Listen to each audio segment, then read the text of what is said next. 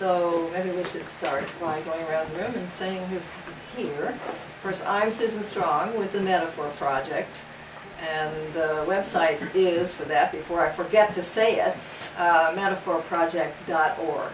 I was on the air yesterday, and afterwards the man who was interviewing me said, "You forgot to say the name of the organization and repeat the website." Okay, we're starting with that. I'm Vicki Nelson, and I got this information to come to this from Occupy Eugene. I'm on the Communications Committee and the Newsletter Committee. Hi, I'm Catherine Sistron. I'm also with Occupy, and I'm on the Newsletter and Sugar Committee. I'm John Flannery, and I'm on the Facilitation Committee. Hi, I'm Jana, and I'm on the Media Group Welcoming Committee and other things. And I'm Lauren, and I used to live at the Walnut Street Co-op, and I'm on the Occupy Eugene Communications Committee. I'm David Hazen, City of Peace. Fergus McLean. I work with Occupy and also We the People Eugene. Dick Strong, Susan's husband. Alan Hancock, General Rabble Rouser. Patrick Maxwell, I live here in the co-op, and I'm working as Tom Adley's intern. And on Blue Eagle, I'm with the Eugene Interfaith Earthkeepers. I'm Catherine Harris. I guess independent lefty. I'm Larry Lebroni, and I'm with the Occupy Eugene newsletter team. I'm Sharon Peters.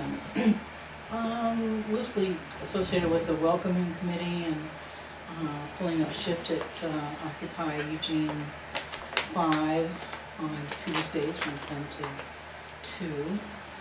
And just trying to get my foot in the door about where some of my talents and capabilities might fit in with the movement. I'm Atlee, Co-Intelligence Institute, and Walnut Street Co-op. And also Metaphor Project Board. So, well, it's great to see all of you, and thank you for coming. And I'm just delighted to be here. And I would like to know, at first, what you're interested in and doing with the time we have. Dick and I have to go out to the coast and find a campsite 2 hours from here, so that does set a limit to how long we're going to be staying here. But we have some time, and there are various things we can do. I can start out by just giving you an overview in my usual sort of book talk type of situation, and then you can respond with questions or even suggest a further activity that we might do. Usually I talk about the book and about the project for about 30 minutes, and then we have questions. Or we can take a different approach and find out what, if you are already familiar with the project and have looked at the site, if you have some ideas about what you would like to do with the time that we have. I'm open to whatever model you'd like to pursue, and I know a lot of you are from Occupy, so just me coming in and putting something down might not be what you want to see. So maybe we should have some discussion about how we want to spend this time together first. Do you want to give a little bit of what your connections with Occupy have been in the recent past? Well, yesterday I was interviewed by, and I may get the title wrong, but maybe you could help me. Occupy TV. Occupy TV, and it was an hour, a really good interview. And of course, I've also been communicating. The way that I communicate as generally is to send out posts once a month or more often about a frame that I'm suggesting people use, that is a phrase or a metaphor for a current issue. And there are many, many people on that list, and I also blog and I do tweeting and the Facebook, and so Occupy is following me, and I don't know how far that goes, but we do have that connection. And also I've been told that people are using the material that's on my website. People in Occupy are using that because that's available free of charge. The tools and resources are on there. The book is the most up-to-date version and the most comprehensive and most accessible. Not everybody's going to sit down and read a whole website to find out, you know, what's the background, you know, what's going on. But some people just dive in and, you know, sort of extract the kernel of it and use those resources. And that's what we've been putting out there for actually about 12 years. It's been up as a website since 2000. And we're pretty well known throughout the progressive community, and lots of regular organizations, nonprofits and so on, have used our resources. And also we have a lot of political consultants on our list too. Because our model is that we're a nonprofit, an educational nonprofit, and we give it away. Except if I do a full-scale workshop, or I'm doing extensive individualized coaching or something like that. But the model that we are using is to empower people to learn how to do what I call American framing themselves. And we provide the resources and tools to help people do that. Now, a lot of people just want to be told what to say, but that's not the audience that I am serving. And so that if people are interested in working on framing their own particular issue, then, and they don't want to hire somebody to tell them what to say, or they can't afford to, then our resources are available for that. And that's our model, and we have donations and family foundation funding. That's how we can give it away. And also that means we very often are sending things out and people pick it up and then we don't get credited. But that's part of our model. We understand if you really want to have influence, you let go, as I'm sure you all know. So that's just a little overview of the model of the project from the organizational point of view. But I haven't really said anything about American framing, and so I will. So that was, I know how I got into this particular loop, and it was what's the connection with Occupy. And I have heard that Occupy groups are using stuff that's on our website to do their own framing. So that's the connection there, and many others too. So what is American framing? What do I mean by that? I mean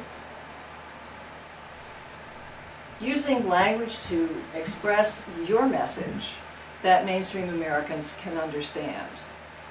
And the model for understanding that is a metaphor. It's the metaphor of a confluence where two rivers come together to form a much bigger river. And I have a little graphic that I sometimes show people on my computer. It's not on my website, but it's on my computer, which is Pittsburgh, where the Allegheny and the Monongahela rivers come together to form the Ohio. So you can think about the Allegheny as the kinds of images and phrases and metaphors that are part of the American story. That is the ideal American story, the story of who we are when we are at our best, combining with your message, whatever it is, the Monongahela coming in, and together those fuse and become a much stronger message. And so that is, you might say, what happens when you do American framing. And over the years we have developed and consistently tested a process called the American Framing Steps. And those are in the book. The most extensive version is in the book. There are also earlier versions on the website. I'll go into what those are in a minute. And we have some tools that are our very own that we've developed for helping you make that connection that I was just talking about, the confluence. And those are the American Story Elements list and the American Metaphor Categories list. And one of the things that I found when I was starting out with this project was, and that was 1997, we started way back, before the web really took off, was that progressive activists in that era felt like they were almost like not Americans, and they didn't want to use any words that had American in it, and they felt like they didn't know anything about what to say that would fit with mainstream ideas. And in the first workshops, I would start out by saying, well, let's think of some typical American stories. What about the cowboy story, or the mafia story, or some of these other things, like the can-do story. And as we started to do that in the workshops, they began to say, oh, and we do. And then at the beginning, back in that era, we thought that the issues that we were going to be dealing with were almost exclusively the environmental ones. So we started out doing those kinds of workshops. So we had an environmental message, and then I said, well, all right, now let's take some of these stories that you've remembered that you do know, because we all have this cultural map in our heads, and combine those with your message to create some, what I call American truth bites, that is very small, short phrases, something like play by the rules, or, you know, and I'll go into that a little bit more, how you apply that one. But something like that to whatever your issue is. So they said, oh, we do know this, we can do this. And as a result of that, we put together some pretty extensive lists of ideal American story elements and American metaphor categories. There are 18 of the metaphor categories. That's the resource that is the most popular on our website. You can tell, you know, which page is being hit the most. And then people are also using the American story elements too. And there are 7 of those. And I'll go more detail. I'm just going to keep circling around. I'll get into more detail. But I just want to give you the overall picture first. So those are categories, and then there is some language in each category that reminds people of that particular element. For example, if you're talking about the sports category, it's play by the rules or something like that. So there's some examples, but my model is that we all know these things. So all we're trying to do is trigger you to remember, and it's not true that there are only 18 American metaphor categories, you know, there's probably, but the goal is to just get your process going in remembering what you know, and also the language. We have examples, but, you know, I'm not writing Wikipedia, that's not the point. And so, again, it's helping you to remember what you already know. So that's the overall model, putting those things together. And in the workshop, I usually start by having people think really hard about their audience. Very often on the left, we think about what we want to say first. So this is kind of a corrective, to think really about your audience, about where they are, what their feelings are. And here's something that very often the pollsters, the professional pollsters, don't test.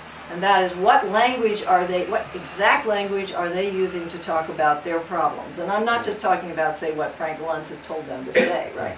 But the kinds of things that if you were to run into a Tea Party person on the street, or no, in a home, more likely, what kinds of language would they use? I actually ran into somebody yesterday, and she was talking about how America isn't America anymore, you know, and there's okay, that's the kind of language that they're using. So thinking about the language and the metaphors and the catchphrases that they use. And one of my principles is that you start out by trying to form an emotional connection with those people you're speaking with. And I usually don't recommend actually that you try to persuade somebody who is, you know, all the way far right.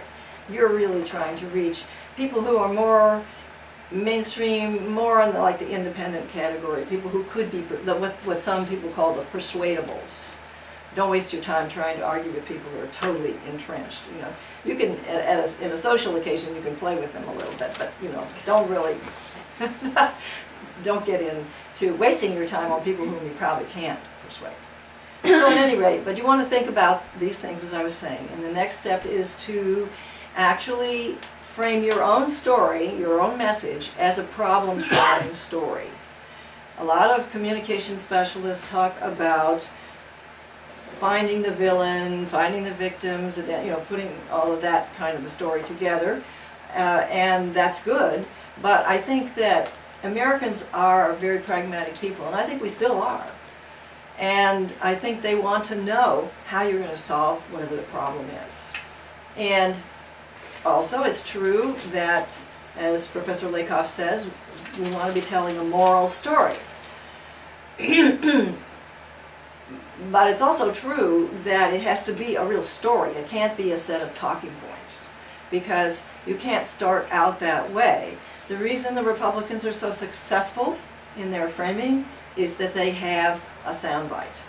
And very often people on the left have said in the past, well, we don't want to do that, they use it to lie. Well, we need to use it to tell the truth. My goal at this point is, and has been really for a long time, but it's really intensifying now, is to make sure, or to do everything I can do, to have the left learn how to outframe the right.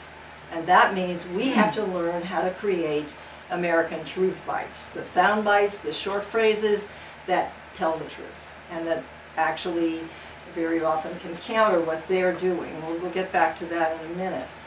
So that's the first phrase. The first step is the phrase that you want to put out there, and the best one is going to be a metaphor, because it will be something that in very short compass tells a story and tells it quickly. Play by the rules. That's a sports metaphor, and because it's familiar, it opens up into a whole story. All you're doing is just kind of triggering people's associations with those few words.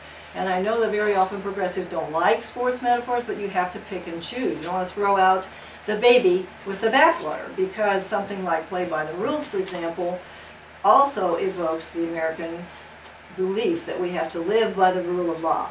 So you have to pick and choose. You know, not all sports metaphors will evoke bitter competition or the things that progressives don't like. So you have to find the ones that will work for you, because the world of sport actually expresses in many different ways an ethic that's the most commonly accepted moral system across all the different varieties of belief in our country. You know, so that's one reason why I often mention that when I'm giving talks like this story. And Professor Lakoff is right that the story needs to be moral, but the thing is, as I said, it has to be short. And you can't talk about values by naming them. You can't say, go up to the door of someone you're trying to persuade and say, and who is maybe an independent or even a Republican who's further right. You can't say, well, we need more responsibility, or we need to care more about other people. Because they're going to say, well, we care, or I'm responsible. You have to have a story that has more context, that shows how the caring happens, how the responsibility happens, and again, you're not going to have much time. So the value that you're trying to base your work on has to be embedded in the story and evoked by the story that is evoked by the metaphor or the short phrase. When you create an opening that way, then maybe you'll have time to trot out your talking points. But hopefully you've chosen such a good phrase or metaphor or image that the work is already done, and that you don't really have to go into a long explanation, because when you're doing mainstream public persuasion, you don't have time for a lot of persuasion usually, and the Republicans have shown that they are past masters at, you might say, hitting the spot with these very short phrases. So that's the part about creating your own problem-solving story. At that point, you actually have, you want to have some answers to questions that I have in the actual American framing steps. What's the problem? What we're going to do to solve it? Who should be solving it? And so on. So you kind of use that as a guide for developing your pragmatic problem-solving story. And then we go back to looking at the lists of the American story elements and the American metaphor categories. And very often I will start a workshop by having people just read through those. And I'll introduce those first, more fully than I have this time, because I wanted to give you more context. And the idea is that just to do a short run-through at the beginning, which is a way of just having a sort of overview of them, and for fun, let's see, how are we doing in terms of time? We're all right. So I can just give you a little sense of those, and if I can find them quickly. For example, now this is from the American Story Elements, and I have a category there that I call the American Dream, and it's not the White House with the picket fence. It's something more basic about the American character, about who we are. It's on page 96 if anybody's looking at the book. Or if you have your computer, it's under Resources, and it's under American Framing Tools. So some of the little phrases that I have under that are creating the new bright future.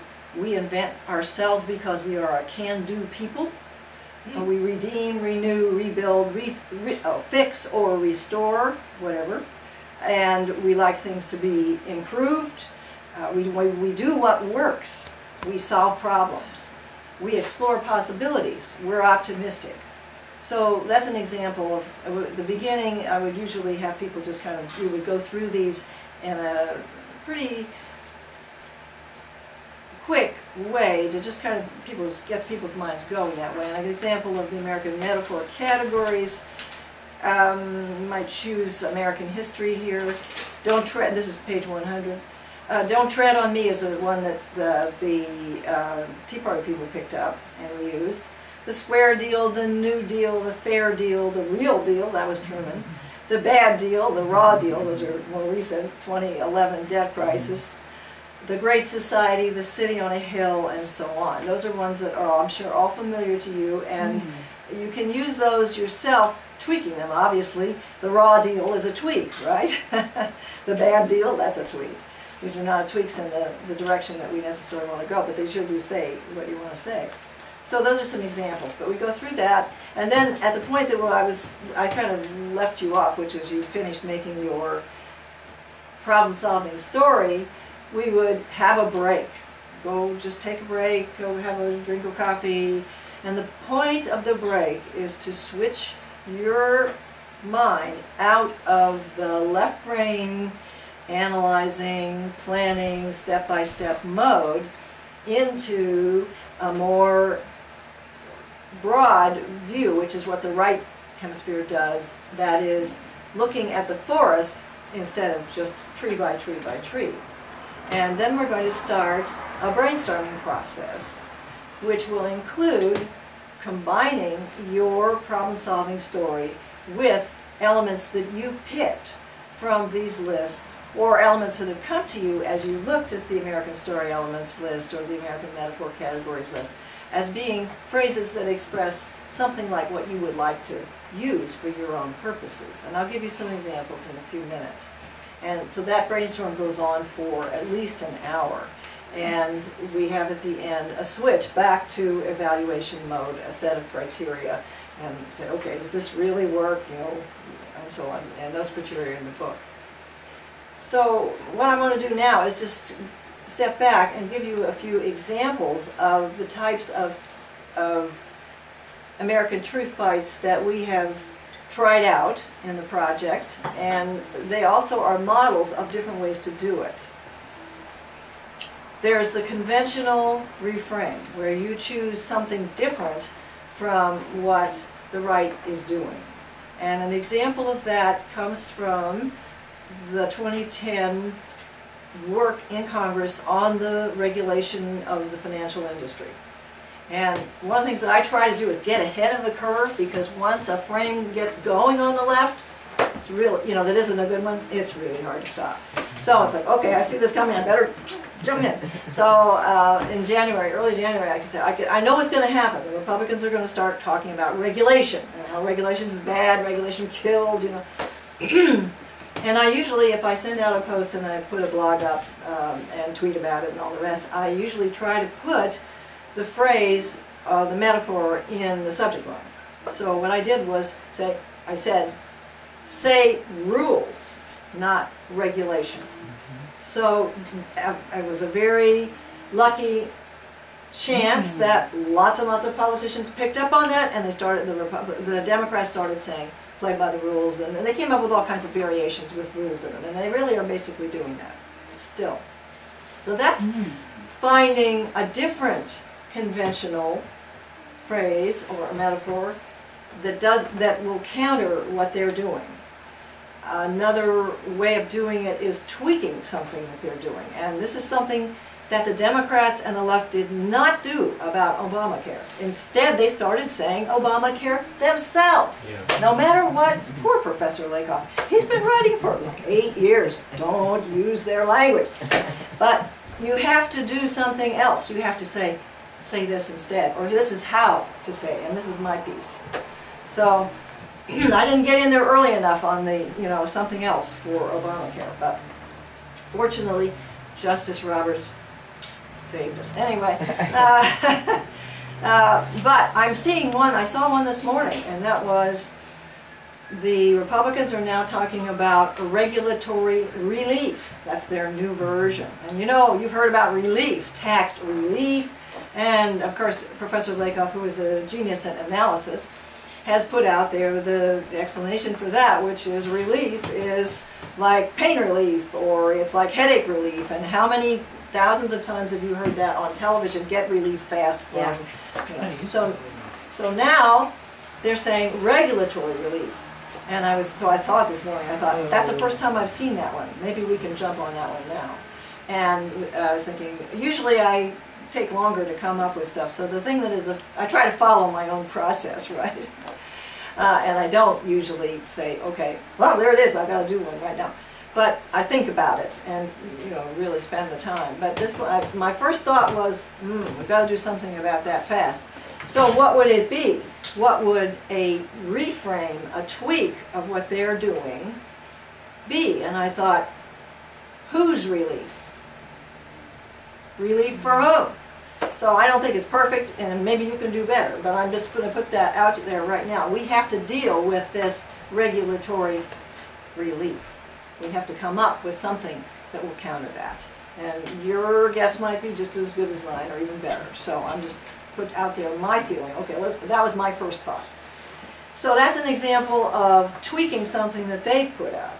And we've had success with that in the past. And an example would be during the 2006 year when the Iraq War was dragging on and couldn't seem to get anywhere with language that would really carry forward an effort to resist it.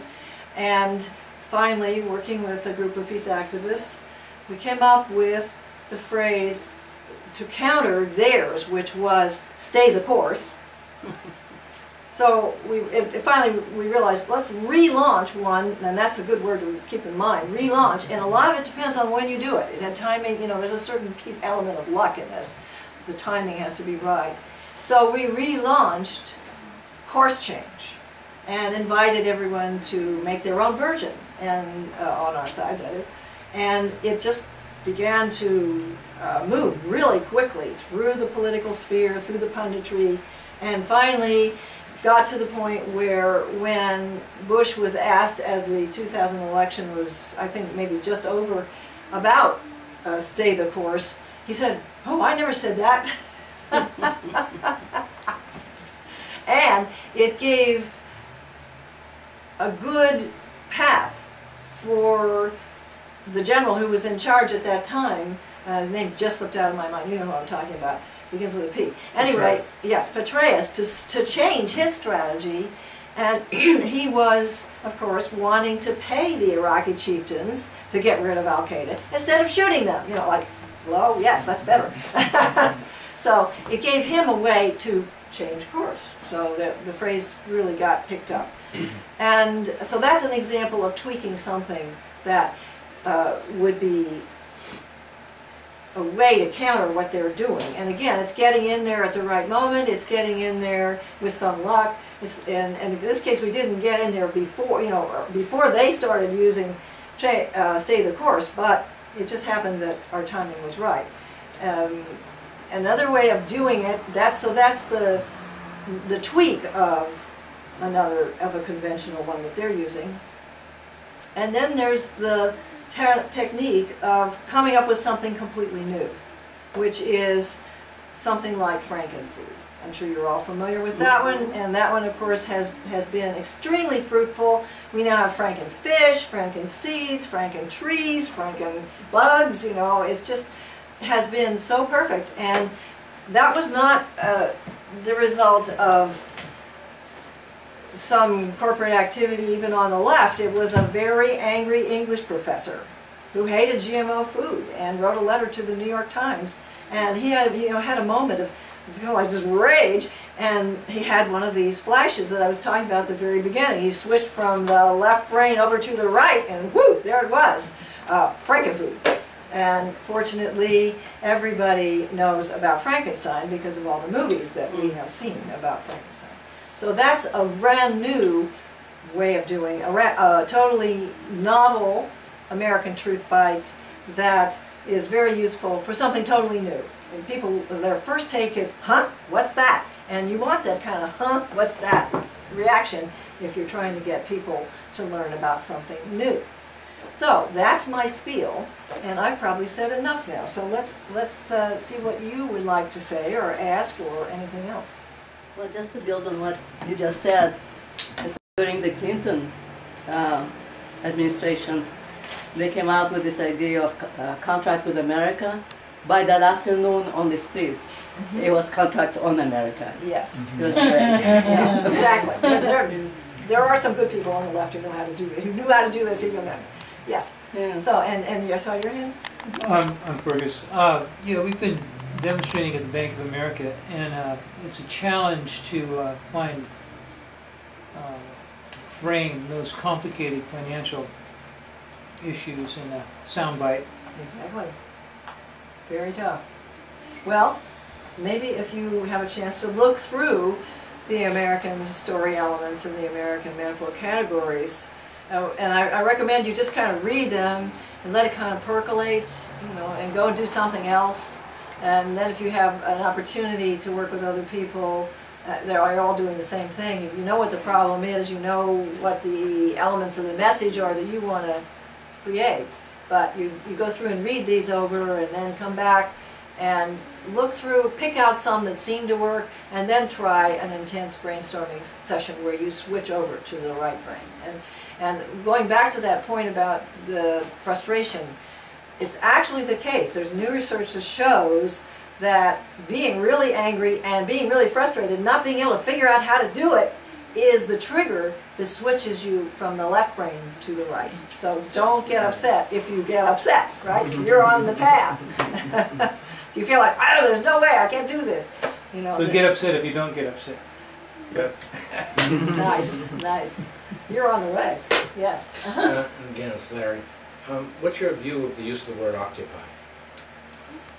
Well, I think it's served well. I mean, we've been occupying space, and it's been like Frankenfood, occupy the voting booth, occupy whatever, you know, and that I think is really a wonderful process that has occurred. And I know at the beginning I heard some people asking me, well, occupy, doesn't that kind of sound like military occupation? And, but I think that as you've used it and you've done various activities, you've added meaning to the word. So now people don't think of it as a, you know, their first thought isn't a military occupation. It's changed. So that's really an important part of what you do, yes. I've been trying to figure a frame or a word or a phrase that will be effective in waking up those people who are good-hearted, left-leaning, but not concerned about the problems or don't see the seriousness of the problems quite yet.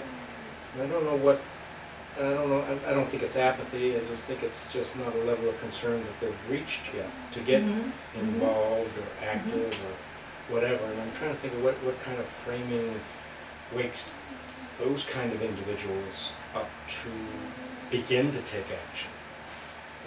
For me, it was listening to, back in November, I attended a downtown neighborhood association meeting at Cosmic Pizza, where there was a bunch of traditional types, I'll say, speaking, and then there was a bunch of occupied people speaking. It's the first time I ever heard any occupied people speak, or even use the word occupied people. And I was so impressed with the difference in terms of their passion and the fact that they weren't glued to old ideas like write your letter to the editor or write your congressperson. Right. But they were talking actions and efforts. And so I don't know, I'm just struggling with what wakes the whole set of people up there here that just aren't at a level of concern yet enough to get involved enough to even read the articles in our newsletter, let alone take an action. So I don't know, it's just a... Well, I mean, as I said, I don't do this off the top, but I think that's a really interesting challenge. And maybe your group would like to do a process, an American framing process, to see what would come out of it. And one of the things that it sounds to me like you're starting with is, who are these people? And what are their feelings, and what are their concerns, what are their metaphors and the phrases that they use to kind of understand their situation in life. And of course, very often the thing that comes to the top of your head is, well, it just hasn't come close to them. Their house isn't being foreclosed. They still have a job, and so on. So that's where you'd start in terms of analyzing the audience. But you need to have also a very empathic approach when you're thinking about whoever it is you're trying to reach. And this, I have a story in the book about this.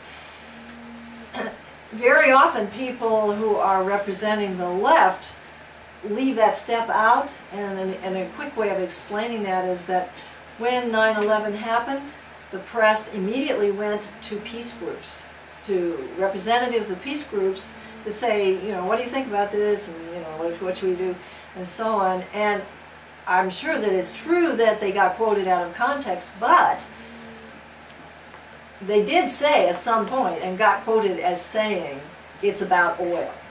It's like, you know, the ashes were still hot in New York. The public was still in shock. And our people were saying it's about oil. You know, so they were totally still in their own heads, right? Not. So that's what I mean about empathy. Lakoff talks a lot about how progressives are more empathic. Well, we have to extend that empathy to our audience. So, you know, thinking really hard about where those people are, why they are there, is what I would recommend to start.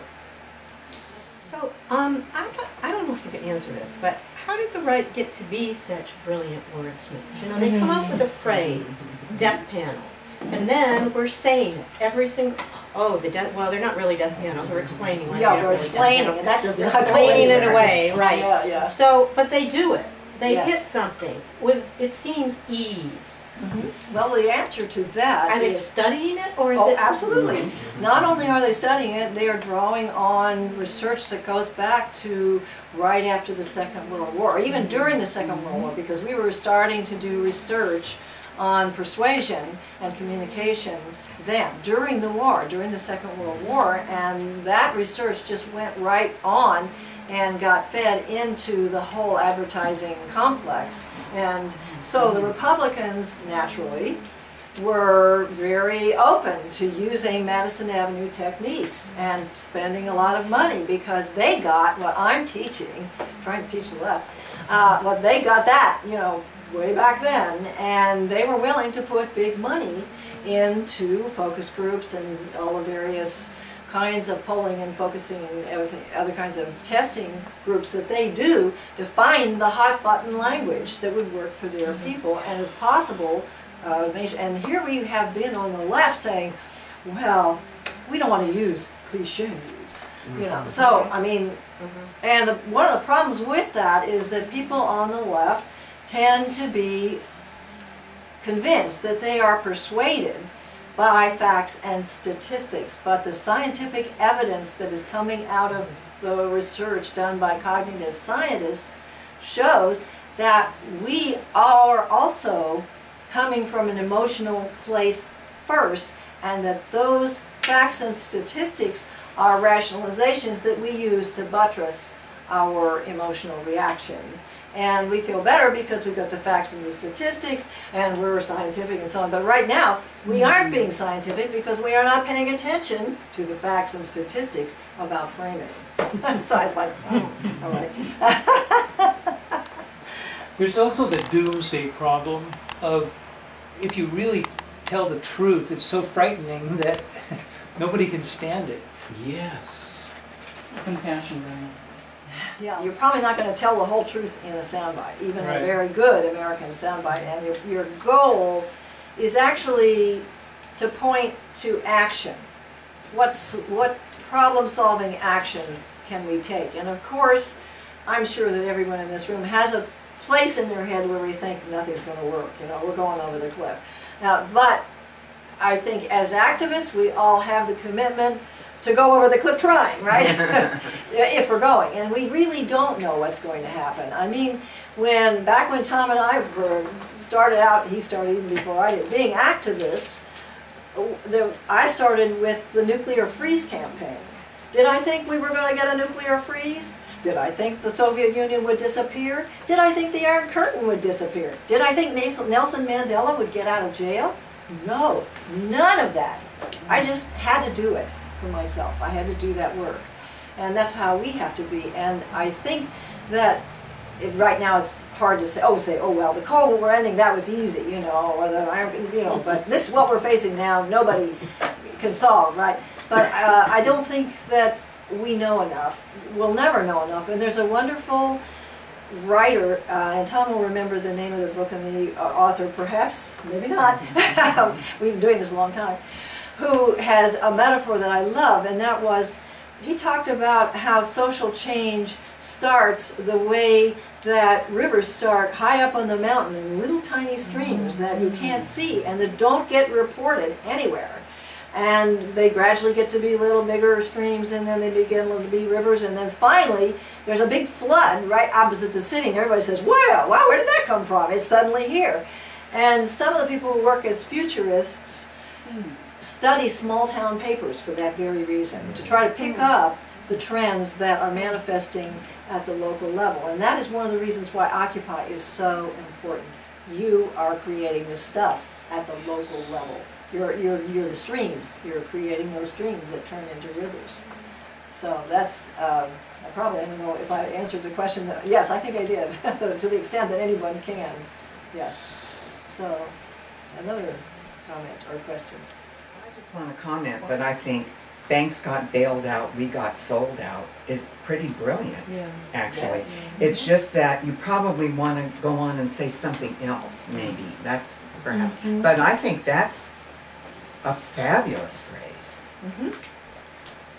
You could reverse it for some variety, right? We got sold out, banks got it. Yeah. And then maybe some more. But again, you don't want to get into the talking points too soon unless you have a different kind of audience. And one of the other things that I have for many years been telling people who use our process is you don't just come up with a sound bite, an American truth bite, and then sit down. Because, as we know, the enemy is well funded and they are constantly working. And so you sit down the next day and you create some more and you keep doing it. And I always recommend, and you have the media groups already formed, to have an ongoing framing group in whatever organization you're working with, because they never rest. So we can't either. So the difficulty that Fergus was talking about as far as the complexity of the banking issue raises like the difficulty of putting forth of a demand or what we want with that. How important is it to link these messages with a specific solution? I know that Occupy has been resistant to doing that. I also know that you had a big gathering and there was a vision statement. I think it was, what, 75 pages long? I haven't seen it or read it, but it was it was really big. And I don't know to what extent it was a strategic plan. I rather doubt it was. I think it was a vision, but I haven't seen it. Has anybody seen it? No. It was the national gathering. Read it. That's the left for you, isn't it? 75 pages. Yeah, exactly. And probably not even broken down into bullet points, right? Or categories. Well, that's the next job. Somebody should do that, and then run it through. What is our problem-solving story? And I think that in terms of your question, your group will have to come up with an agreement about what solution you want to propose, and then go through the same process of framing that and creating a soundbite that will carry that message. Now, what came to my mind, because I just happen to be familiar with this, is the movement that is now gathering a lot of steam to create state banks. That's a solution. And again, it's a local solution, and there's something like 20 states, I think, that are working on this. I know California is, and probably you're all aware that it was, I believe, North Dakota that had a state bank, and they didn't have any trouble. They did not have, bank failures and so on, or getting bailed out, or people having terrible foreclosures, or any of it. And so that's one idea. And I don't know whether your group would be in agreement about that as a solution, but you could have a range of those. Okay, there's the state bank idea, there's this, there's that, there's the other. But each of those needs its own truth bite. And a phrase that precedes it that will say something like try X instead, you know.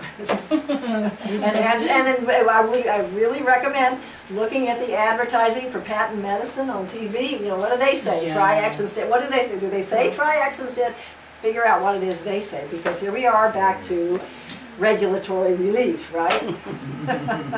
There's a metaphorical thing within the word occupy, I sense, because occupy is being developed a connotation of step in, stop the wrong, and get it going on some kind of positive track. Right. That that's what occupy means. It has to do with taking responsibility, really stepping in, standing up, taking a stand, whatever. And it's not just protest, although there's a lot of that, but I feel like the concept of occupy is move into that space, that piece of society, and say, no more are you going to do this, we got to do this, which is embodied by the stuff with homelessness here in Eugene really well. But I feel like that's like a meta problem-solving story, and we're telling people wherever you are, if there's something you're concerned about, get together and do something about it. Right, and the Reoccupy the American dream. Yes, and occupy yourself with a solution. Occupy meaning to be engaged in doing something. While the rest of society is preoccupied. That's good. I think that's good. Don't be preoccupied, occupy the problem. Except that you don't want to say don't. I'm going to, again, preach the same sermon that Professor Lakoff does, and which is try to avoid saying not. Right now we've got corporations are not people. Money is not speech. And again, cognitive science has shown people don't hear the not. So what you're saying is people, corporations are people, money is speech. You know, you have to be able to come out with something that doesn't rely on the not or the negative, because people don't at the end hear of the it. sentence. Corporations are people. You are not. I don't know what the cognitive science. We should run that by That's right. the cognitive science and see what they say. But for example, I've had some fun with that. I've tried saying corporations are things people created, or things made up, people made up, or corporations are robots gone rogue. You know, there are other things you can do. And in terms of money and speech, you could do the same process. What else could we say? How could we say it? Because the not, you know, frankly, it's lazy. It doesn't have any content. Reactionary. It doesn't say what else we want or what would be an alternative. So, and I feel like that one's one that's gone so far down the track. However, it may be like course change. There may be a moment when we could launch a reframe of our own, you know, dysfunctional frame that would take off. And so I have been tweeting. I started tweeting corporations are things, and I'm going to tweet corporations are robots. You know, so we'll see what's best you can do. You know? Well, we the People, our slogan is challenging corporate rule. That's better than corporations are not people. Yes, very much so. I'm fascinated by or curious about the right wing's whether or not they're targeting particular communities, whether that's a demographic community or a specific geographic area that has particular influence in shaping the culture. I guess my first question is are you aware if that's the case? It looks that way, doesn't it? Well, or if you can give us some examples. Like, are there specific communities within the country that have an influence on the greater culture that the right wing is using to try to seed a particular concept? And if so, what can we do? Does it make sense on the left to do something similar? Well, are you thinking of, for example, if they're focusing on Atlanta, we should focus on Atlanta? Is that what you mean, something like that? Or are you thinking about New York City and the media infrastructure that Fox is part of? I mean, I'm not quite sure what you mean. You spoke about how futurists look at Oh, small town newspapers. Okay, I get you. And that got me thinking, like, oh Yeah. yeah, there may be certain communities around the country that are indicators, just Yes. like you know, Yeah, absolutely. what I think will you're be right. coming down our collective Yes. consciousness. Yes, I'm sure that's true. And there was an extremely interesting piece recently by Sarah Robinson on, I think I saw it on Huffington, maybe Alternate, I don't remember where it was originally published, which said that essentially what we have now in our country is the rise of a southern elite as opposed to the northeastern old Ivy League elite running the place.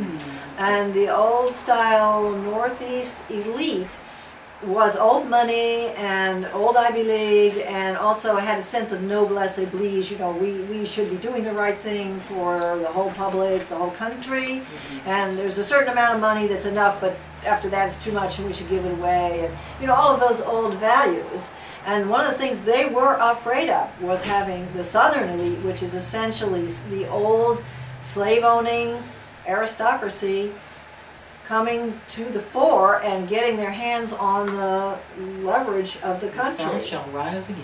Yeah, and it's interesting because before I saw this speech, which was a very extensive explanation of this phenomenon and saying this has actually happened, and this is why we are seeing what is going on now in terms of the ruthlessness and the reach for control and the lack of sense of civic responsibility and so on, that I had a feeling a while ago. I grew up in southern Ohio, right above the Mason-Dixon line, and I had plenty of time over on the other side, and kind of got a feeling for the difference in the cultures even then.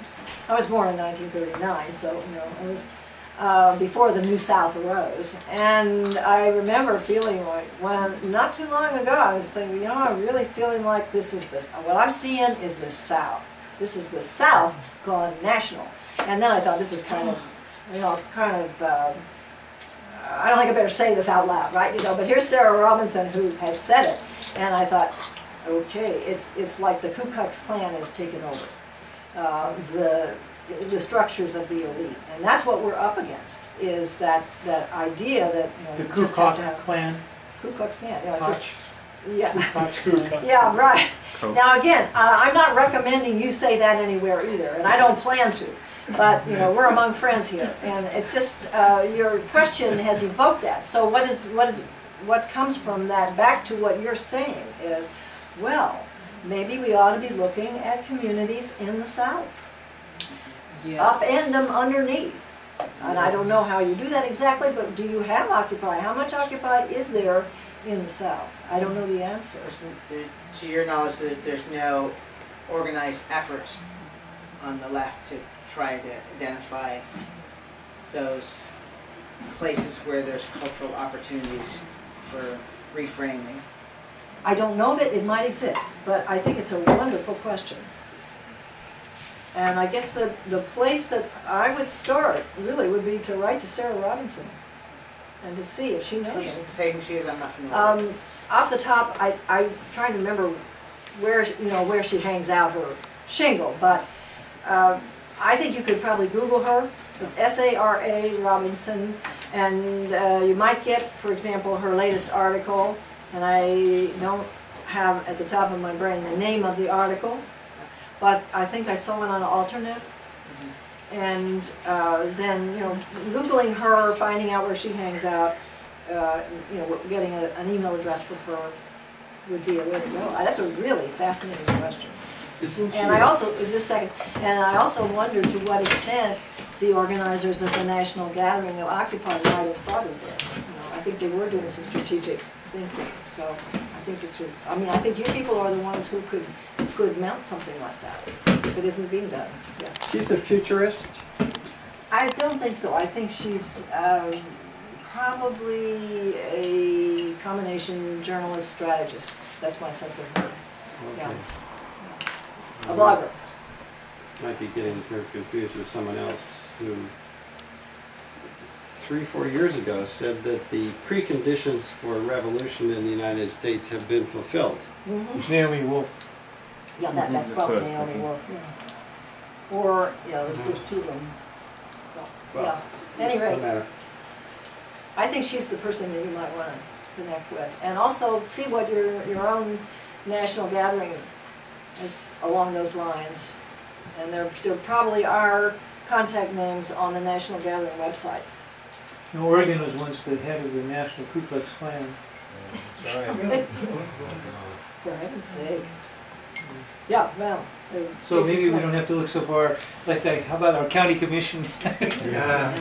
Well, I'll comment on that. I know that there are certain communities that marketing agencies use to test new products. Yes. To see whether, like for example, I know that Boulder is one.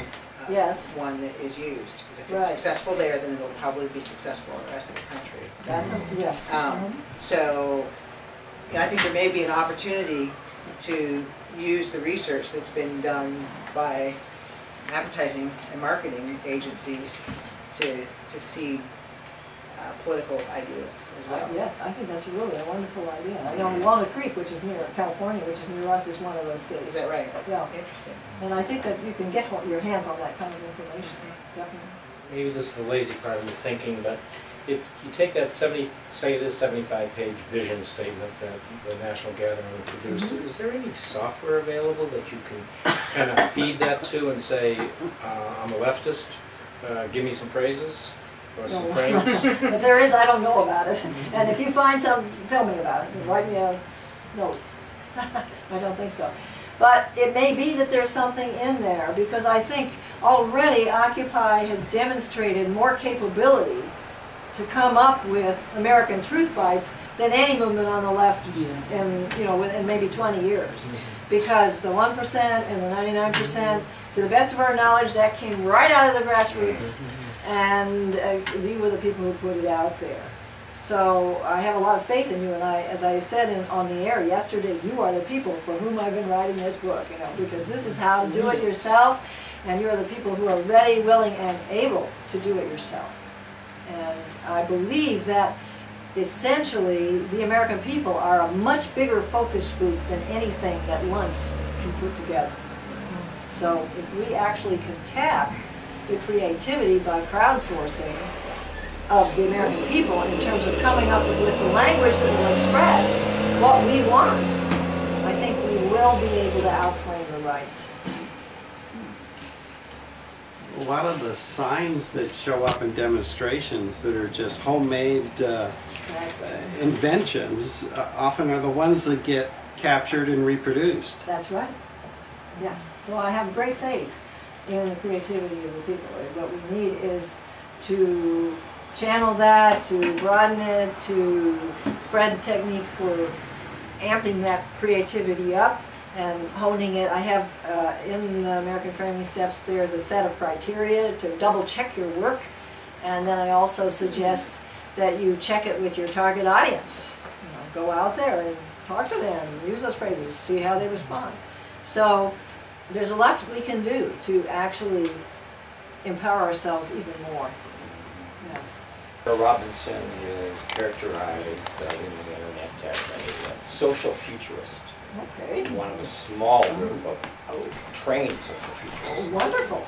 So I guess there's a discipline somewhere that somebody is actually training people that way. You just Googled it? Is that what you did? Yeah. Thank you. Wonderful. And yes. There's numerous links all over the place. Yes. And, I knew that. I'd seen her name everywhere. Yeah. That's great. Thank you very much. And you found it. You found an email address for her too? Oh yeah, I'm sure there's one in there somewhere. Yeah, so everybody can Google her who wants to do this. Yes. Yeah, well, I think she's. There were some Twitter links also, so she's. Right. I mean, as her title implies, she's probably into all the social networking. Yeah, that's right. Yes. Not keeping it a secret. No, we can get to her. Can you discuss your connection with George Lakoff?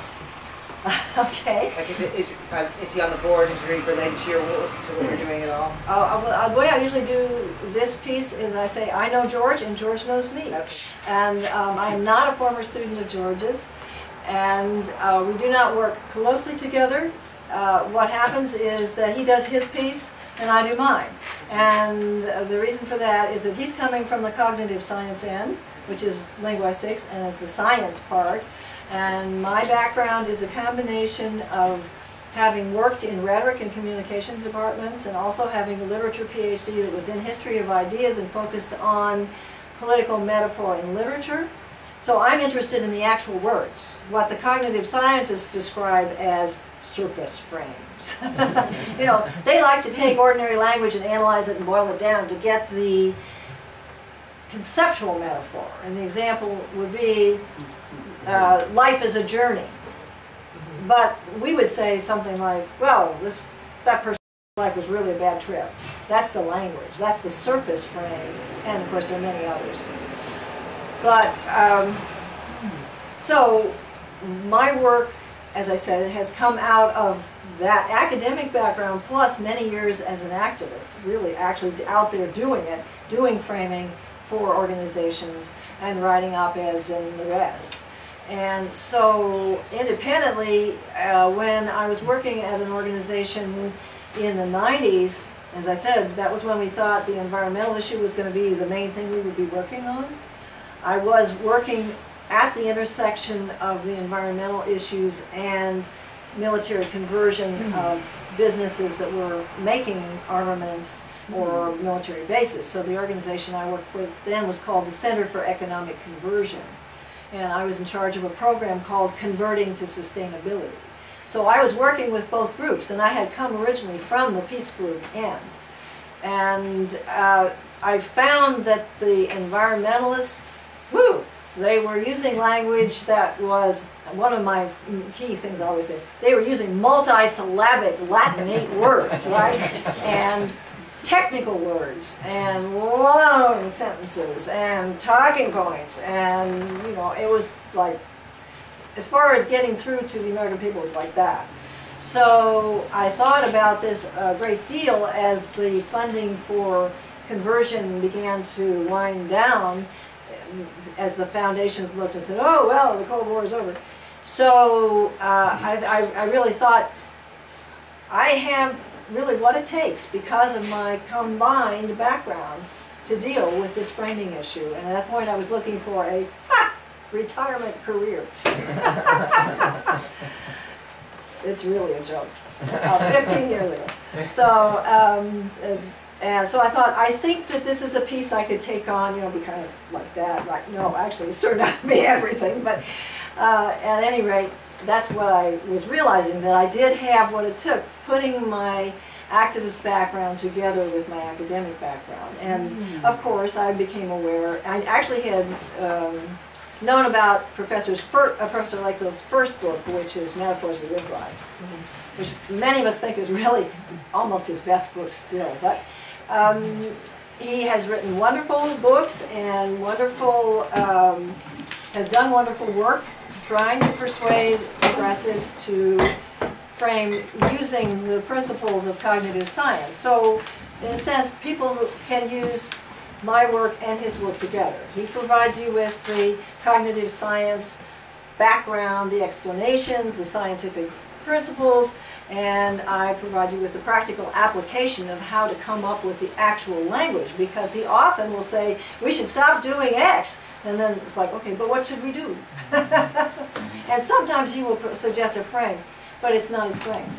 So, and that's not a criticism of him. I mean, he's a scientist. He's not interested in surface frames, or he doesn't have the language background. And one person said to me once, he's not used to trying to persuade people. So that's what I mean when I say he does his thing and I do mine. And most people who are familiar with my work see it as the applied version of what he's doing. And, you know, they tend to say, okay, here's Lakoff and here's Strong, and we put them together. So that's how it works. And whether he says that or not, doesn't matter. He's a professor. You know. As I remember, he talks about how these surface frames can evoke and strengthen the deeper frames. That's right. So when you know, he talks about strength. There's two dominant frames of the family as a family that cares and nurtures, rather than a strong, disciplinary-oriented things. Those are the two frames he talks about underneath politics. What can we do to strengthen to evoke a deeper framing of people as being moral rather than people as greedy? That's a good question. And as I said, I don't answer these things off the top. Yeah. Yeah. So I think that's a very interesting idea. Now, the problem is that, as Lakoff would say, you're talking about two systems of morality, not greedy versus moral. That's one of the problems. Because the people on the right don't see themselves as greedy. They see themselves as responsible individuals who have earned whatever they get. And the people who don't have as much or don't have enough, that's their problem, and it's just because they're bad and irresponsible. And I actually encountered one of these people at a family gathering yesterday. She was sitting on a coffee table about that far from me, and it's like, okay. You know, she said, well, I worked hard, and I came up from my, you know, and I was sitting there, and I didn't want to really have a fight with her, but I just thought, well, I might just try to play with her a little bit. And I said, oh, well, it's wonderful that you were able to do this. Why do you think you were able to do this? Did you have a teacher, or, you know, did you have a mentor, somebody outside your family? Because she'd already told us her family was horrible. And she said, well, no. And I said, well, what did you do? And she said, well, I read books. And I missed an opportunity because I said, oh, you had an opportunity to read books. Why was that? You know, but I finally got around to saying, well, you know, there are people who have been studied who are survivor types. And they are amazingly able to survive all kinds of adversity. And it seems, and she actually went in that place. She said, oh, you mean it's genetic? And I said, yeah, there's probably, so that was an interesting, I got her off her dime at least. I don't know that, and maybe I gave her a new idea. But, so I think that we aren't going to be able to do moral versus greedy, but we are going to be able maybe to do something with how much is enough for the rich, and why is it that some people don't have enough? You know, what is it? Is it just that they're all irresponsible and lazy? And, you know, I mean, I just called the left lazy, right? I probably shouldn't have done that, but anyway, that's in this room. So not everybody on the left. They mean well. They're just actually rushing down the path and not thinking about language, because language doesn't matter that much, you know. So it's like. Anyway, so that's what my answer is so far. But I think it's an interesting challenge, and some of the things that you have raised here, I recommend that you work on. Yeah, using the process. Lazy for the poor is comparable to greedy for the rich. That's right. Yeah, it's true. Yeah, and you could turn that around and actually say, well, are the rich lazy? You know, are they're lazy when it comes to really thinking through. But you know, you wouldn't want to do. You don't want to call names. Well. Since the subject of deep or shallow or surface reframing has come up, is there in fact a range of reframing on that continuum? Is there a continuum of reframing? Are there reframing phrases, images that we can use to help bridge that surface world, that reactive surface world, with our deeper essences? I'm very interested in that aspect because I've been doing a lot of study on language and revisiting things like S.I. Hayakawa's wonderful compilation on the use and misuse of language, for instance. Still very provocative discussions. And, you know, and I'm thinking about a framing term that's been used by environmentalists called deep ecology. I'm into deep ecology. Deep ecology. Yes, but you said you were into something. Well, yeah, the environmentalists would say, oh, I'm a deep ecologist, or I'm into deep ecology. Right, yeah. How can we interpret that, both at a surface framing and a deeper framing? Well, I think that the way that surface framing, and they usually talk about conceptual metaphor as opposed, that's the opposite of surface frames, are conceptual metaphors. I'm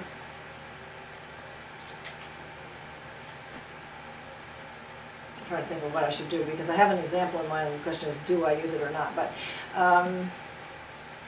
it's tricky, and I will actually go ahead and use it. This morning I opened up my email and found the link for the latest essay by Professor Lakoff on Huffington Post. And it was about framing the immigrant issue and the undocumented students. He started out with the undocumented students, and then he kind of went from the undocumented students to everybody undocumented and then back to the students, which was there was a kind of a bulge there in the middle, and it was kind of an apples and oranges situation. But the thing that concerned me about it was that he said not only that we should be praising Obama for the actions that he's taken and appreciating those actions, but he also said we should be using the words free and emancipated about these, that Obama has emancipated the dreamers, the young people who were brought here by their parents, and freed them. And I thought about this for a minute, and I thought, oh, holy cow. Here's a good example of the difference between studying conceptual metaphor and really being sensitive to surface frames and the connotations, not just as an example of the actual conceptual metaphor. Because what does emancipation trigger in you? What do you think? Slaves. Yes. And I thought, first of all, I don't think that Black Americans are going to like this, you know, because that's their stuff. Yeah, sure. And I'm not sure that the Hispanic dreamers are going to like it either, because they didn't feel like slaves, and it counters what he had already, Les Lakoff, had already said about these kids are Americans in everything except the paperwork.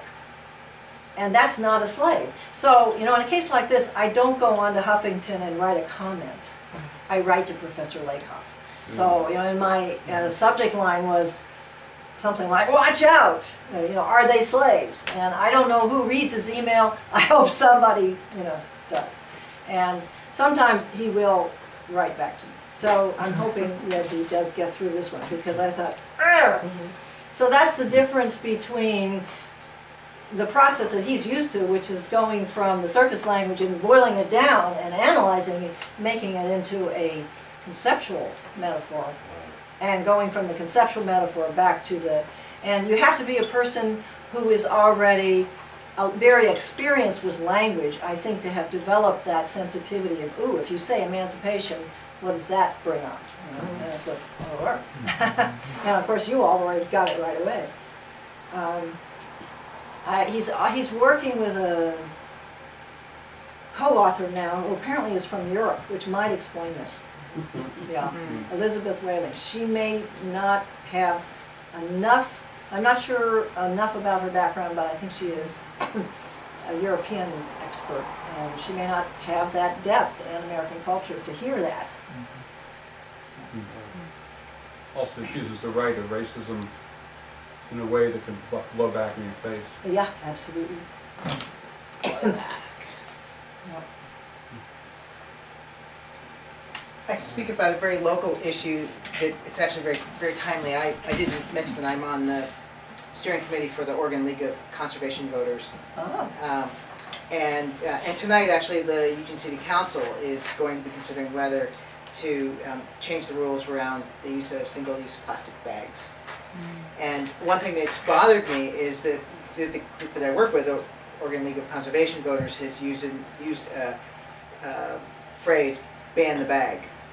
And that's really bothered me, because it sounds regulatory, and indeed people on the right are crying, you know, what's next? It's a slippery slope. You know. Right, yeah. Ban eating anything but broccoli. Exactly, exactly. And you know, I think there's so many other opportunities for more positive frames for that. And if I go down and testify for the city council tonight, I'll probably borrow a phrase that was very successful in a statewide petition initiative a number of years ago, Measure 49, for those of you who remember it, which was protect our home, because it's a moral responsibility to do so, and it's positive. And it goes with a logo, which is the earth, or what? Well, a number of years ago with Measure 49, they just had a picture of home, and the state, and within the state of Oregon, it was a statewide measure. And I thought that was a very calculated phrase that was used. I think that was really brilliant, and that initiative passed really well. And something, the difference between ban the bag and protect our home too is that ban the bag is just saying something to do, and protect our home implies all these other things about environmentalism and protecting our safe spaces and things like that, whereas ban the bag really just says something about actually what you're doing, and it doesn't, it doesn't explain much. So that doesn't seem like a very effective way to go about it in general. It doesn't include why you should Right. do something about it. Yeah, and there's no brainstorming session. It looks like it. Okay. Yes. Informal, and without structure. It's just, yes. to announce these things, otherwise I tend to lose focus about what's really going on here. Because, Sure. the energy can stay focused, or it can be, diversified around the room to address different issues and. Well, this is not a metaphor project brainstorming process, because that's a much more formal. But we went into answering questions, but I think things have sort of coalesced around certain ideas about how to solve the problem we're facing. And maybe you want to take it in another direction. So what would you like to say? We still have time. Well, the direction I wanted to was to go back to what you first said, that this would be as it unfolds, and I'm not sure that that's what's happening. So. Remind me of what I said. Well, that there would be an hour of brainstorming. Oh, I said that within the actual, if you do an actual American Framing Steps process, there is an hour of brainstorming. Okay. Yeah. So It's not necessarily this. Okay. Yeah, what is this? Well, I started out by giving a book talk, basically. Yeah. And then we had a question period. And I think the question period is pretty much focused on how do we solve these various framing problems that have come up. And we've been looking at it from a lot of different angles that people have brought up. So I think that's what we've been doing. And in a way, we've been shaping, kind of laying out the terrain from a lot of different perspectives and directions that people could go, either with individual framing issues or something like this gentleman over here has brought up, what about the strategic plan that we might have? A specific one. Yeah, sorry. To him. Specific to his. Yes, and so it's been whatever people were interested in bringing up so that we could apply these approaches to it. Is there something you would like to see happening that Susan would help us with that would be more fruitful for you? Right now. Well, golly, just the individual conversation I'm having right now is extremely helpful to clarify, to refocus, to reframe, to move in a more positive direction, in a direction that's for all of us rather than for just one individual who's hurting, or which we all are. We're all, and how do we get from disconnection to connection, so that we're all feeling included and involved.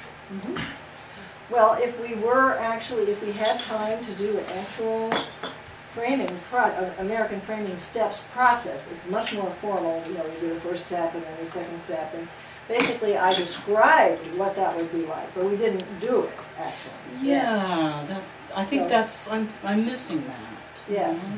Well, if we didn't have a campsite we had to get to, we could How do a 3-hour workshop. That would be the next one. But so when you come back.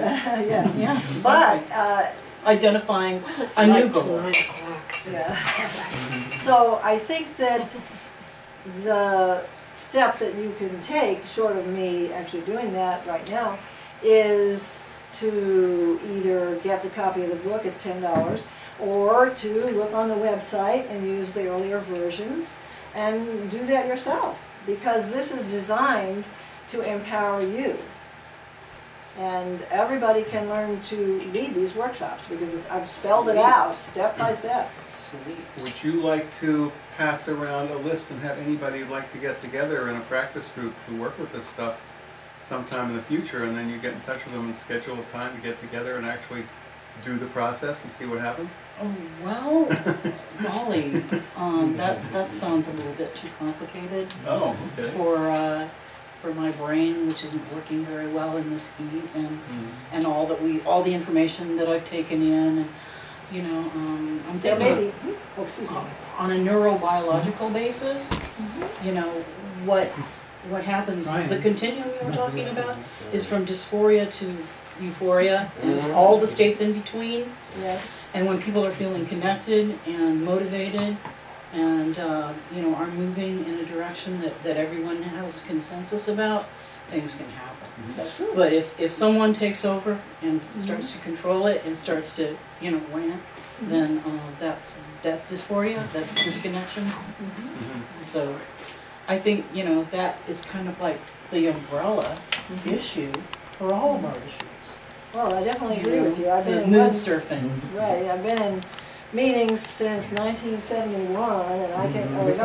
And you're still in one? No, 1980 was actually when I started activism, it was 1981. Oh, man. Take a So, I breath. mean, I know, Go to the bathroom. well, indeed, the only way you keep going is to kind of get into, what are they, paddling in place for a while sometimes. Anyway, to avoid burnout. Till the next thing, yeah. Yeah, so, but what I recommend in this case is, in terms of what you're proposing, is if there is anybody in the room who would like to try leading a workshop using the models, and plenty of people have done it. This has been on the web for 12 years, and plenty of people have.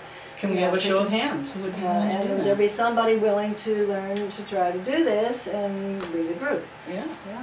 totally. You'd like to lead a group. Well, I'm going to have to do some studying, your book and others. Yeah. And There's another one over there, Yeah. Where?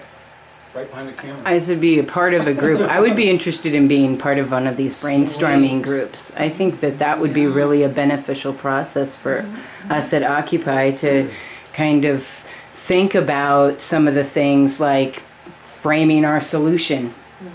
Yes. So I'm into being a part of that, Yeah, yes. have a framing working group, yes. So, and as for what you're talking about in terms of becoming, you might say, in one state of mind, the Metaphor Project American Framing Steps is very much a practical task designed to create a particular set of results. So it isn't really, you might say, psychotherapy in the sense of bringing, or even consensus process in the terms of bringing everybody into the same state of mind. That's a different kind of process and probably would draw more on psycholinguistics than I do. But it's also true that another limitation is that people need to agree on what issue they're going to work on. I mean, it's better to say, okay, now we're going to work on framing foreclosures, or bank activism or something like that. So it's a tool, and it's a very much a specific tool applied to a specific task.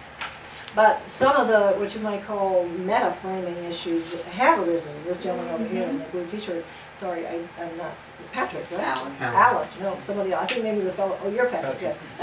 Yeah. So, at any rate, some of those more broad-based issues have arisen, but that too is pretty focused in terms of having a goal, an objective, and a tactic.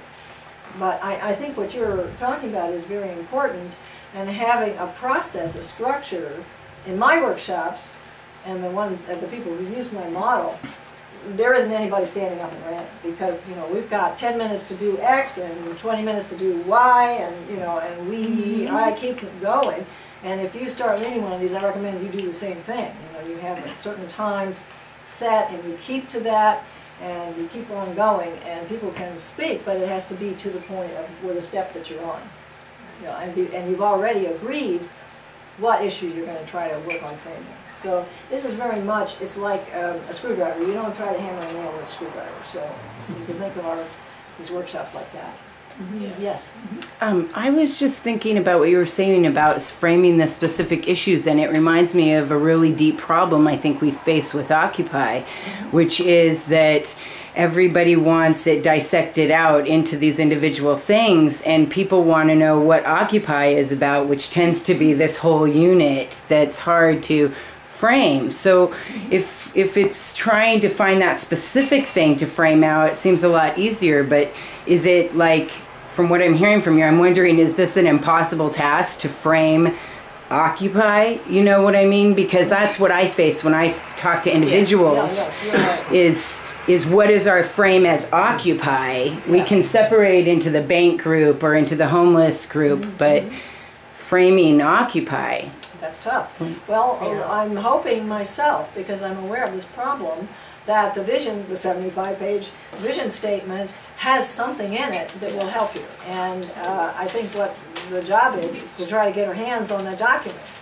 And I don't even know how you do that, but as I said, there is a website, and you probably can contact the people who will have the document, and maybe they'll even post it, because they should be posted. It's probably already. Yeah. It's very interesting because we have our own vision statement as Occupy Eugene. Then we have an excerpt of the vision statement, and the Welcoming Committee is working on a mission statement that's actually palatable, because even the excerpt, it's just too much to be able to express, like we're talking about canvassing.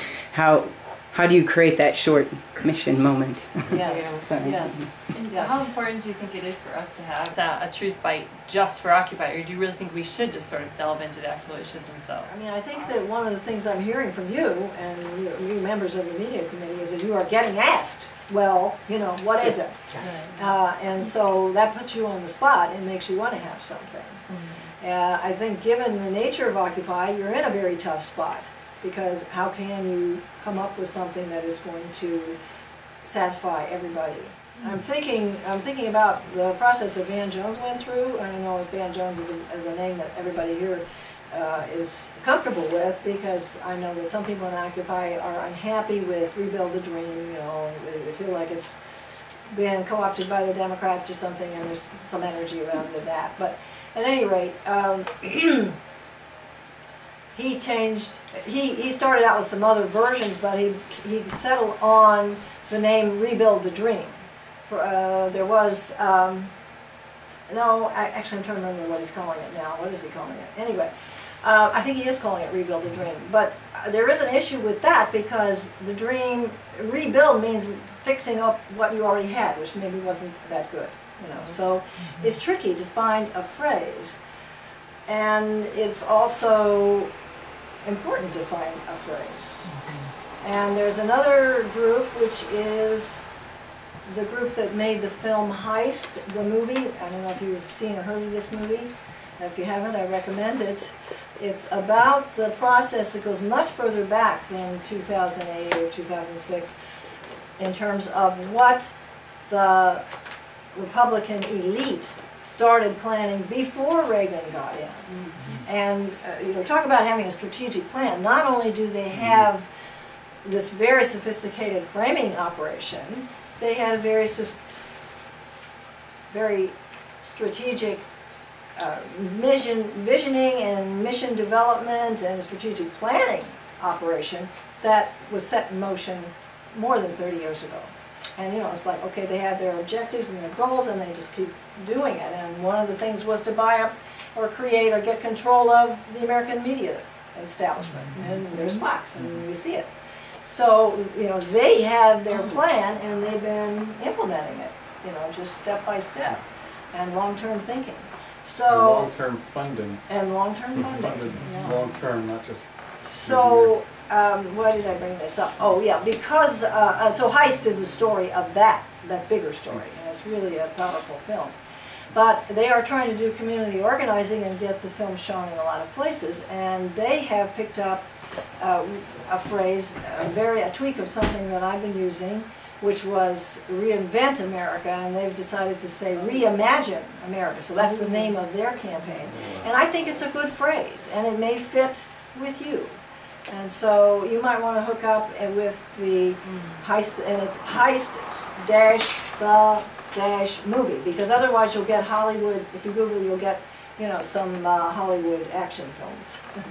So as a framing, I'd want to link it to the phrase Occupy, and doesn't do that directly, but a little closer to something like Take Back Our Country, the image of people coming out and almost occupying the country, whereas we've been sitting back and letting things get out of our control. Occupy America. Which might not quite say enough, but when you ask what we're about, we say we need to take back our country. It's a very it's something that has nonpartisan appeal. It's certainly something the right could say it could use effectively to mobilize themselves. I don't know if that's a strength or a weakness. Well, doesn't the Tea Party also say that? Probably. We're take back. We need to take back our country. Yeah, the Tea Party.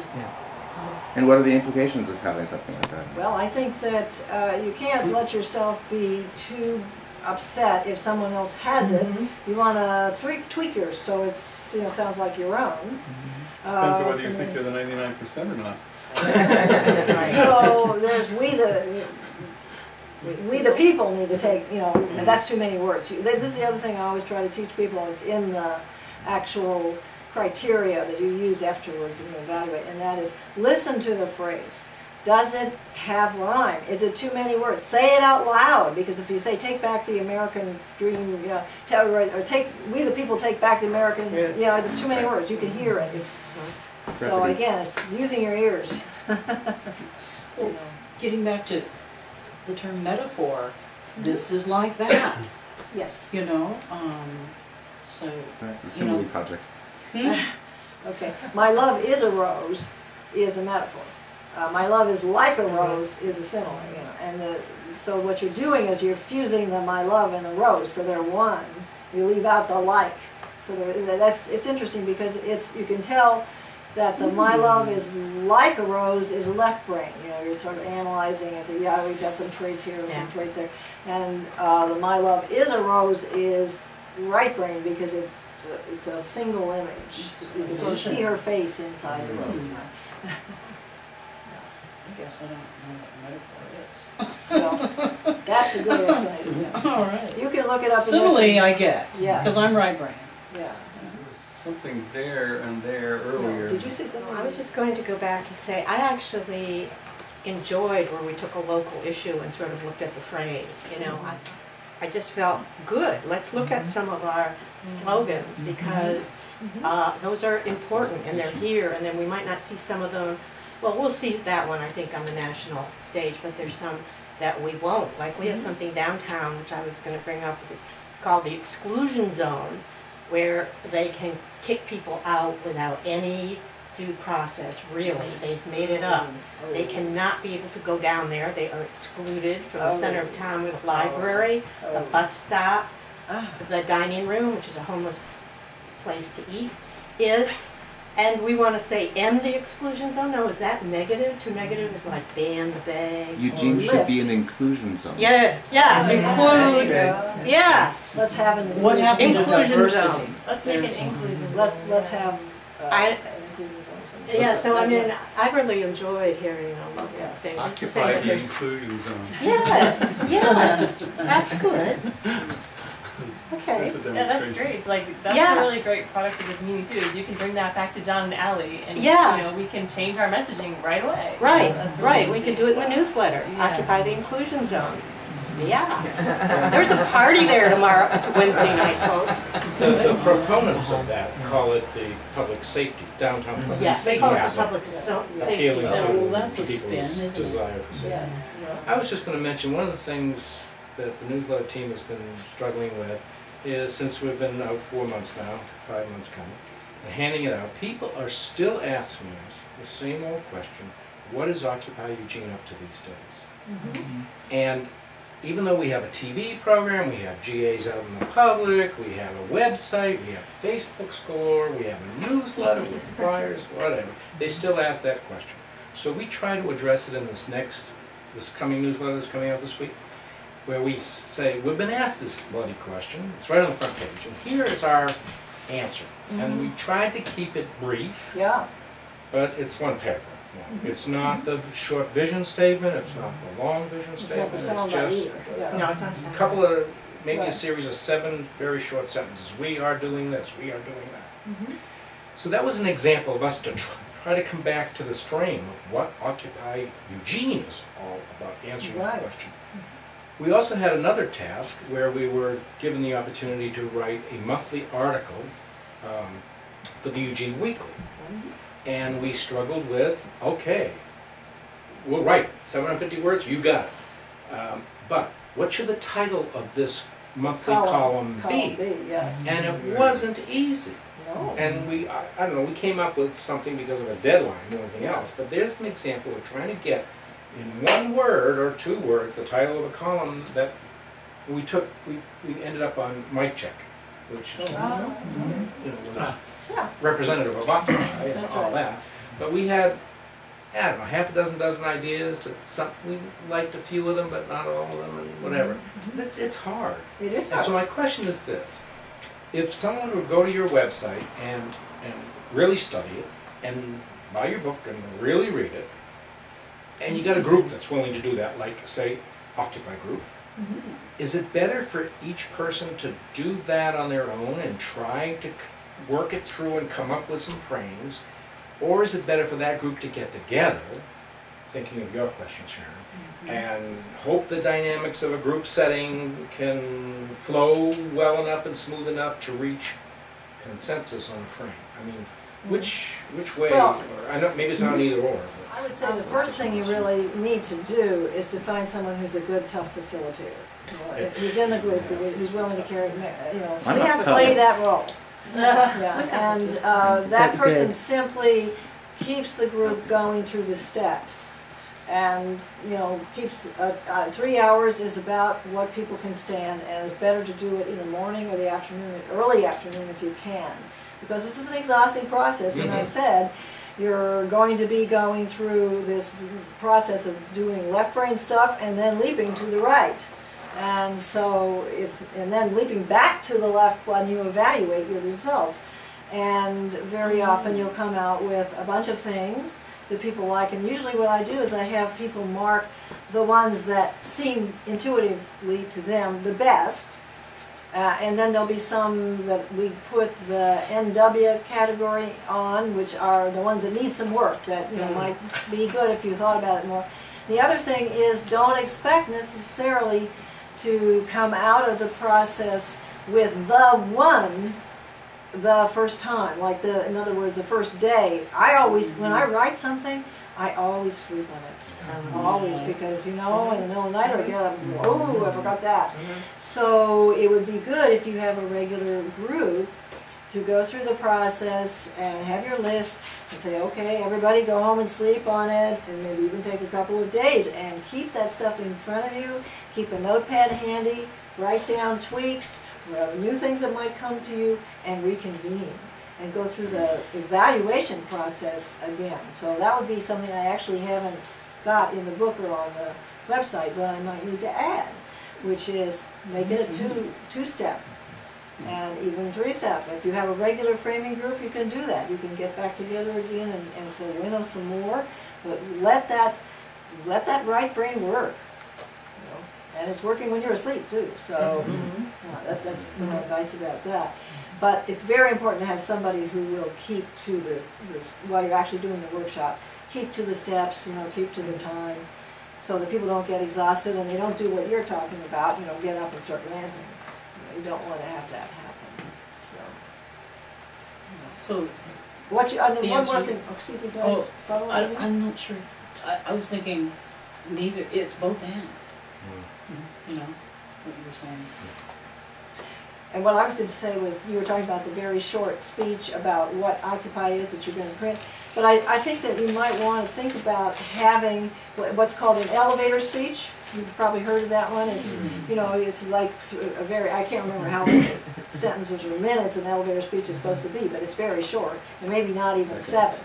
But it's something that you can say, and it covers the ground, and it's very quick, and it isn't a soundbite, but it's like more in that area.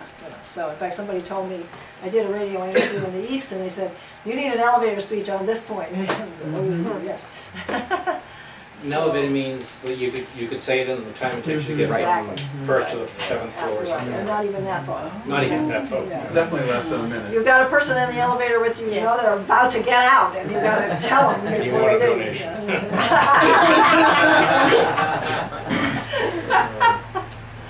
Yes.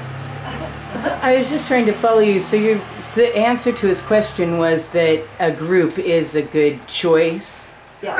Okay. I thought so, just because of it being one of the things that I thought was remarkable about Occupy was that everybody has something amazing to offer, and that in a group you have that going on for you. Maybe going back and doing your individual moment and then coming back, like you get the best of both worlds. That's like that. And in the process, we get to identify and self-identify what our gifts are, what we're good at, what we can teach other people, because we're several pages ahead. Yes. And that can happen in the group process, and it can also happen on the individual basis through individual relationships, one-on-one. Yes. I mean, you can do this by yourself. Again, you can go through the process yourself. But as you said, it's very true that you'll get a lot of different perspectives and talents applied. And there was some research recently that was reported that kind of criticized brainstorming, but it was brainstorming that was studied in a business context. And what they found was that people would hold back on their best ideas because they didn't want the competition, that is their fellow workers, to get it. And I dealt with that in my book, maybe in a footnote, but I said, you know, this isn't true in a progressive activist group. And people are not going to hold back their best idea. It's not a criticism of brainstorming, it's a criticism of corporate culture. Exactly. Yeah. Yes. Yes. Yeah, I'm wondering, going back to this like group process thing, because group process and facilitation is one of my interests, and so this is something I think about a lot. I'm wondering, we talked about having like a bunch of different perspectives on a certain issue. Yes. But I would almost be more concerned about having like similar versions of the same perspective, especially like especially in activist groups. I've noticed there tends to be a certain amount of groupthink that goes on. Absolutely. In terms of like everyone who's here, I'm sure would agree that like if you say, like if you brand something like Occupy X, then you know like that's something we can all agree with, like that resonates with our values. But as soon as we apply the Occupy tag to anything, then there's a significant amount of the population that goes, oh, Occupy, like I'm checking out. Like just that word is such a red flag. Exactly. That's a problem. You're quite right. And so I'm wondering in the process here, and I haven't actually read through the process yet, so maybe I should check this out online. But if you had like if there's something built into the process of forming these sound bites or truth bites or whatever that like helps you consider it or break out of groupthink at all? Well, I think there are two places where that happens in the process. And the first one is the first few steps, which is thinking about your audience first. Not about what we agree with, but what about the audience? Where are they? How do they think? And how do they talk? And so that's the check number one, right? You might say for that problem. And the second one is when you're going through the American Story element lists and the metaphor categories lists, you're looking at a much wider range of the ideal American story than you might typically all resonate with just naturally. You know, that's the point, is to kind of stretch. And sometimes people look at it and they say, well, you know, that isn't a progressive value, you know, in one of these things. There is one here called Free to Succeed, which really is about the Horatio Alger idea. You know, but that's part of the ideal American story.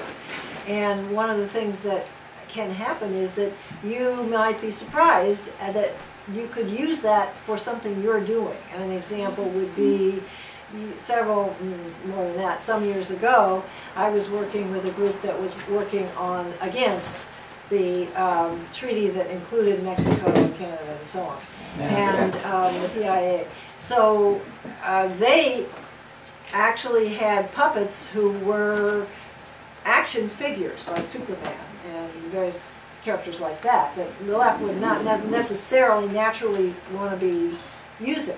But that worked very well, because I can't remember exactly how they used them, but they had these big street puppets and they used them. So there's an example. Sometimes you can do something that at first glance you would say, no, that's the opposition. And there's also a fellow named Jonathan Haidt, a professor in Virginia, who is a psychologist, and he studied the value set of progressives and the people on the right, and he found, to everyone's surprise, that people on the right actually embrace a wider range of values than people on the left. And there are some values that we tend to kind of overlook, things like order. And that's one important thing, having, you know, actually a safe, orderly situation. We do have something I call small town security. And Professor Reich has called that the benevolent society. But the idea that order is something that people need and makes them feel comfortable and safe is not necessarily the first thing people on the left think of. So there's an example.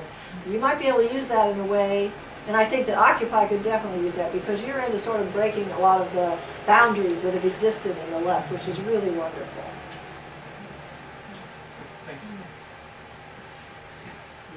Another way of framing that, the producer of Thrive, the movie, used is that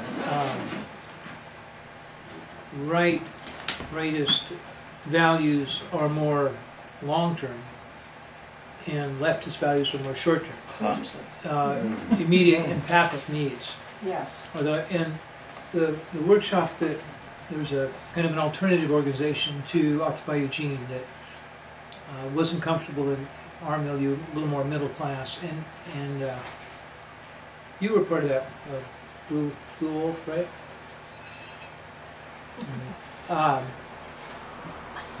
There was a really good presentation about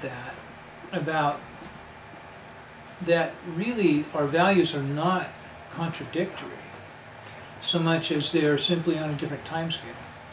That's an extremely interesting observation. That's extremely.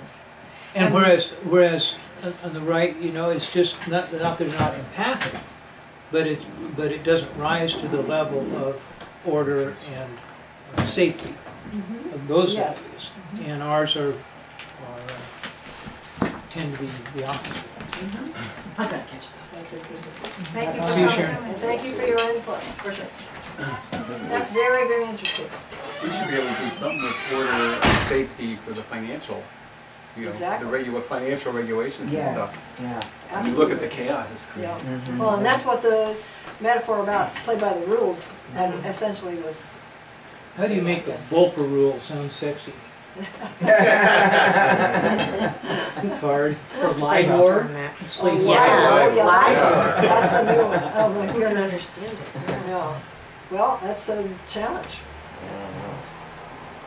We'll say, I think the environmental message is all about long-term thinking. I made this umbrella to kind of try to encourage people to put their ideas underneath the umbrella that Occupy stands for. It's just like an image poster at the OE5. And there was not much, I mean, the environmental stuff was just like one tiny piece. There's like all these drops underneath it with all these different things. Yep. And I was surprised because for me, the environmental stuff is almost what draws me to it. So I was surprised that it almost didn't, we don't bridge the gap as well as I thought it. And people get scared off about environmental, like, ooh, environmentalists. It's very interesting, like the different things that bring people or shy people away. But I think the medium-term thing is more of, there's an intuitive sense. I mean, we know that we're intelligent enough so that we shouldn't have to have rules. We should be intelligent enough to do the right thing. And that is the goal of human society, that we will evolve to that point where we're self-governing. And that's the libertarian impulse, that we can do, we don't need rules. The anarchist one. Right, but when you're more concerned about the immediate harm of people, you need rules because we're in this imperfect state. And maybe the left hasn't thought it through as much, since Karl Marx at least, about the state withering away. But the right is thinking about the state withering away, and actually, if you think about it, we all want that. We want that to happen. We're blowing hard trying to make it. So they're secret Marxists. That's This guy's a gem. You all are. It's wonderful. This has been. I'm just so happy that we have somehow recorded, because there's been so much wonderful stuff that's come up here. There's this group in UC Berkeley has a large farm that was given to them that's been used for a whole lot of good causes. And there's been an Occupy the Farm from April 18th, and for several weeks they planted and weeded. And I went down there and touched in with them, and I found out that none of them wanted to be identified so that they could be challenged that way. But I ran into some people from Eugene. Is there anybody who knows the name? There was a Effie Rollins and Anya and a long Russian name. And I'm not sure that they were the ones that, but amongst talking to them, the leadership is dispersed. We had people from Washington and Southern California and back east. It took weeks, I mean months, 5 months of funding, and the occupation was ingenious and heartwarming. And it's still going on, but the leaders have been named and banned from stepping across on the farm. Except Saturday morning, at about 7 in the morning, they broke the lock and they went in. They had harvested weeks before.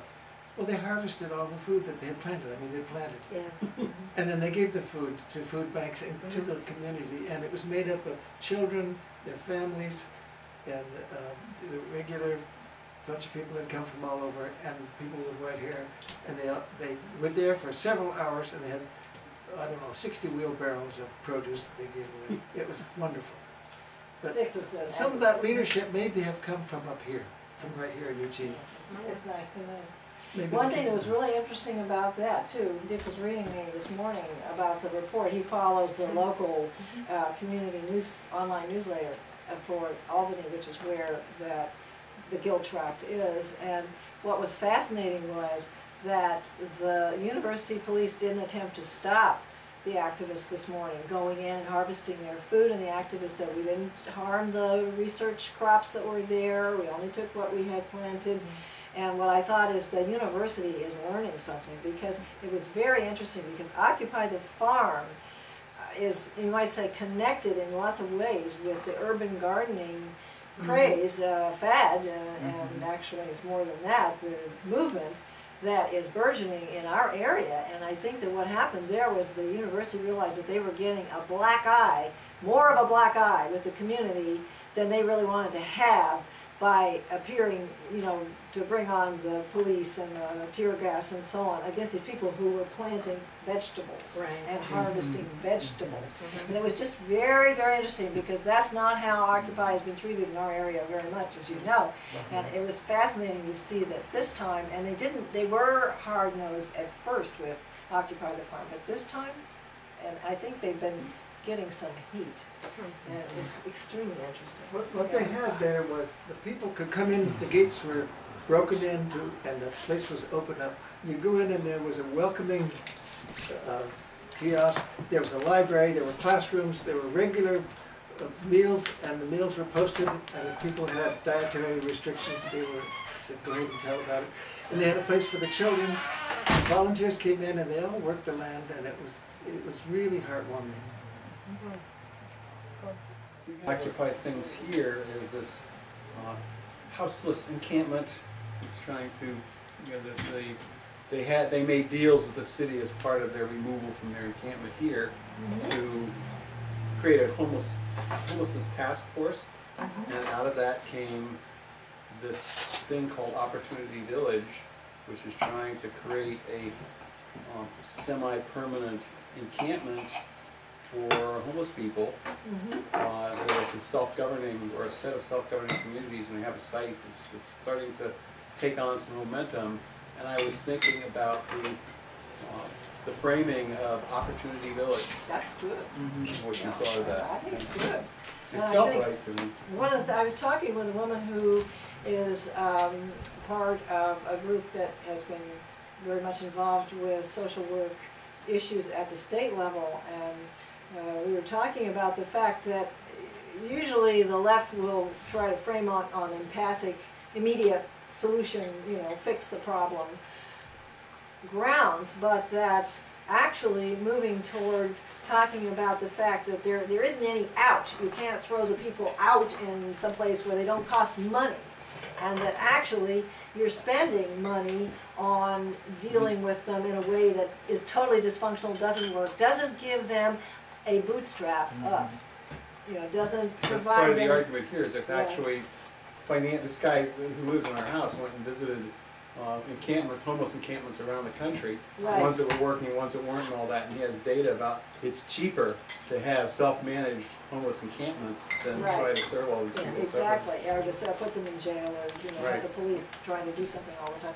So I think that there's a good example of thinking about how the audience thinks and how they talk. You're spending money, you want to save money, help these people get a leg up, or a bootstrap up, or you know, they don't necessarily have someone who can give them a bootstrap, so help them get going, give them the opportunity. So that's a different way of dealing with it. So yeah, so this is a really big reframe, and that is about morality, because you have the right claiming a morality that to some of us seems really immoral, but I'm just curious if... Well, as we've said, there are two different moral sets involved. The right feels that according to their morality, the individual is responsible and deserves everything they get and doesn't have the obligation to share with anyone else, and everybody else is responsible and they only can get what they've worked for, etc., etc. So that's their morality. And ours is more based on the idea that not everyone is able to do it all by themselves, and that it's better for all of us if there is help provided for those who aren't as able to just do it all by themselves. Or that no one is able to do it by all and by that themselves. is also true. That is a better way to put it.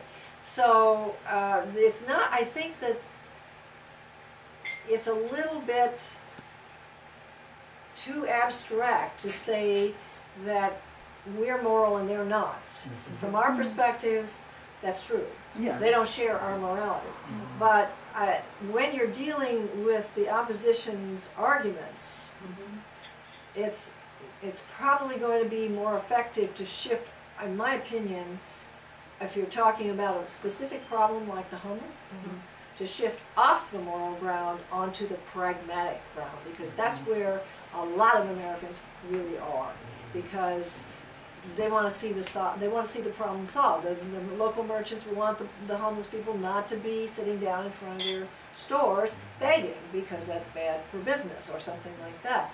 So the idea of having an effective solution that also helps these people develop as individuals, and then you're tagging into the right system, and is socially responsible from our point of view in terms of really helping them get a leg up to get, I mean, in other words, what you're trying to do is combine those two moral systems so that you're appealing to both.